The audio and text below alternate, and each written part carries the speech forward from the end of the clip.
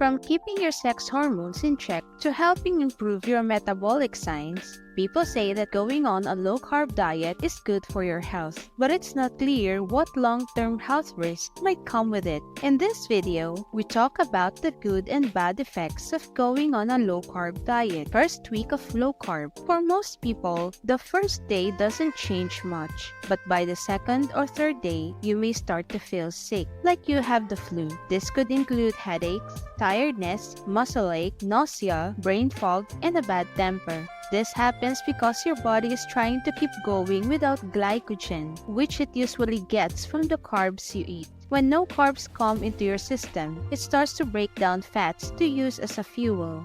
This may sound good, but fat is a much lower source of fuel than glucose, so it will take your body a lot longer to get to it, which is why you may feel tired or lethargic. Some or all of the following can also happen because of a low-carb diet. Weight loss. When you're on a low-carb diet, you may lose weight. At first, you'll lose water weight because your body doesn't have enough glycogen, which helps it hold onto water. After 2 or 3 weeks, you'll enter a state called ketosis, in which your body burns fat for fuel, which can lead to weight loss.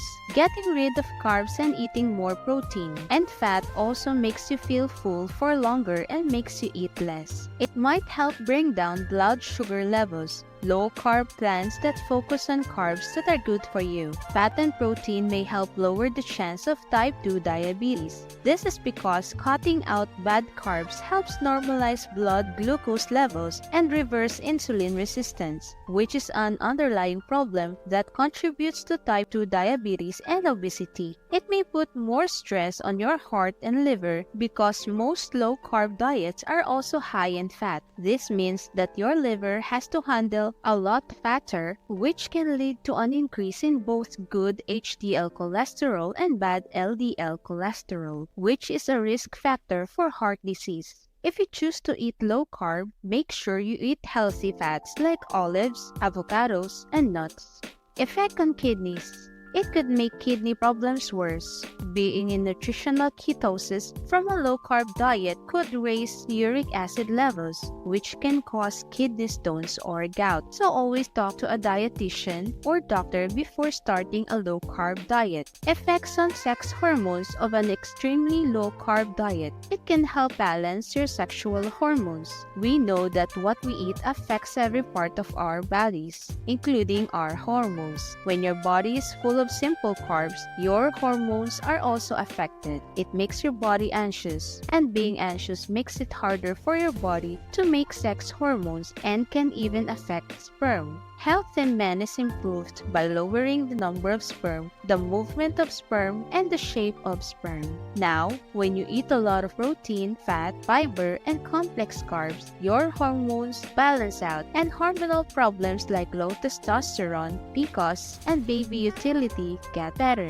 Constipation. If you're on a low-carb diet, you might get constipated if you don't eat enough fiber, since most low-carb diets are low in fiber. Also, make sure to drink enough water and eat enough minerals, which will help your body's water balance and feed your cells. 6 inches thick inflammation goes down when you eat prepared foods and carbs. A diet that is high in added sugar and industrial oils like corn oil, canola oil, and the like causes high levels of inflammation in the body.